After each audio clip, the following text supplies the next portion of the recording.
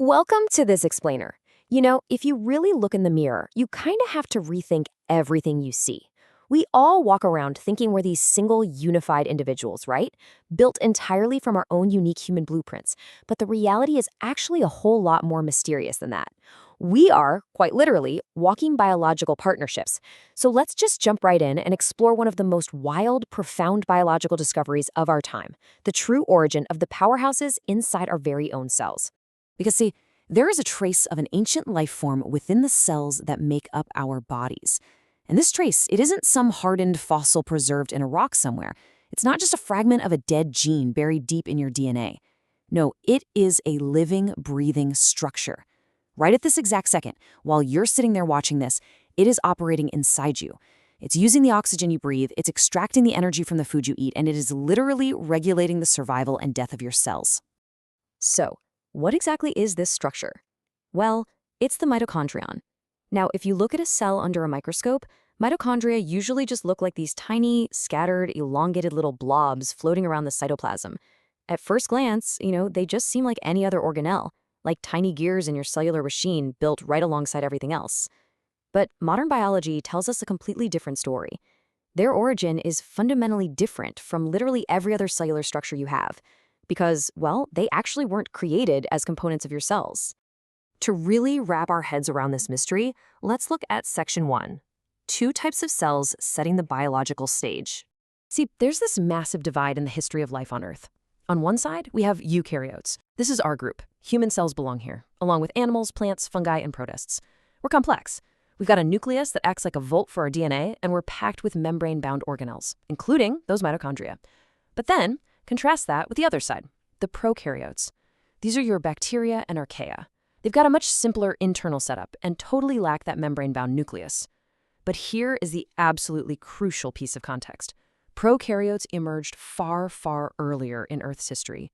Long before the very first complex eukaryotic cell ever showed up, our planet was already teeming with this wild, immense diversity of bacterial and archaeal life.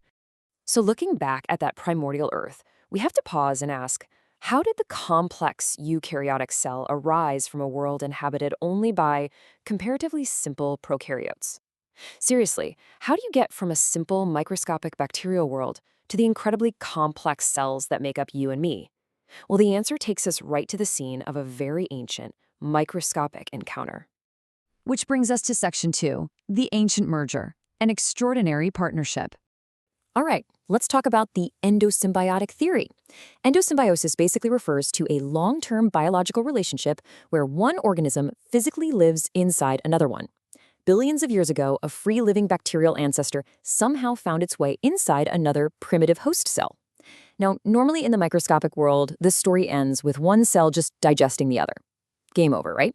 But instead of destroying each other, these two totally distinct organisms did something amazing.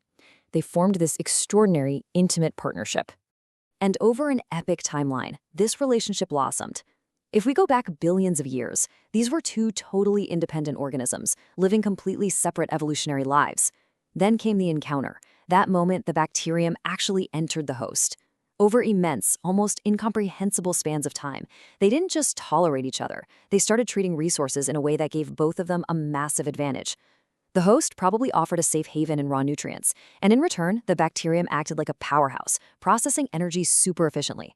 Gradually, this arrangement became so deep and so intimate that we arrive at today, permanent integration. Neither organism can even exist in its original form without the other anymore. This ancient billion-year-old merger is literally playing out in almost every single cell of your body right now. Now, you might be wondering, how on earth can we possibly know what happened billions of years ago? Well, let's look at Section 3, the living proof, tracing the ancestry. Because I want to be clear, this isn't just some wild sci-fi guess. This is the modern scientific consensus. The bacterial origin of mitochondria is backed up by an absolute mountain of evidence. We're talking overwhelming proof.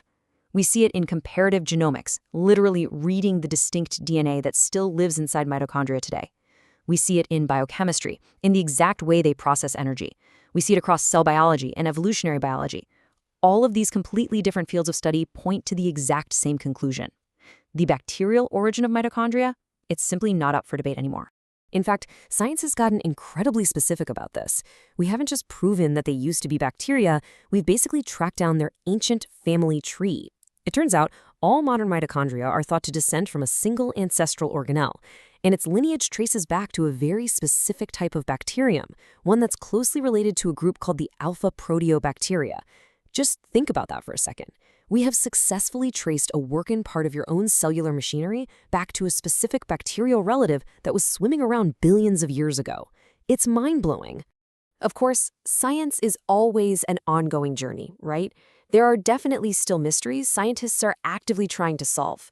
Like, what was the precise biological identity of that original host cell that swallowed the bacterium in the first place? And what was the exact, step-by-step sequence of events that actually led to their total integration?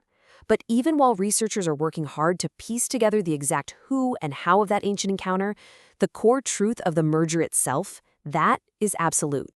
So, the absolutely crucial thing you should take away from this explainer is this bold realization. Mitochondria are not simply organelles that happen to kind of look like bacteria. They literally are the evolutionary descendants of bacteria that became permanent components of the eukaryotic cell. Every single time you take a breath, every time your heart beats, every time you move a muscle, you are relying on the energy produced by the descendants of a microscopic alien that just moved into our cellular ancestors billions of years ago. Your very existence, your ability to survive today, relies on a billion-year-old biological alliance. It really makes you wonder, what other ancient secrets are hiding right inside us?